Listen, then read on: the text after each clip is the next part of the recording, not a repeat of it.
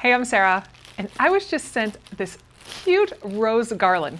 They actually just came in little packages like this. There are 8 packages because, as you can see, you get a ton of it.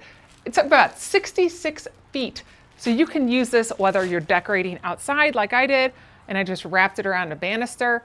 You can put this inside even. They've got cute little 2-inch roses on here, with each one of them having so many little buds all over with a variety of color. I've just strung them up, all over, because spring is in the air, so why not have it all around the house? You can put these around the middle of your table, kind of have a little decor there, or wedding. These are just really nice artificial flowers that you can stick out. They fold right up if you're done with the season and you don't want to use them right then, but they are nice and soft. The vines are great.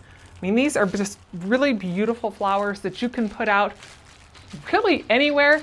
The nice decor you can have in or outside.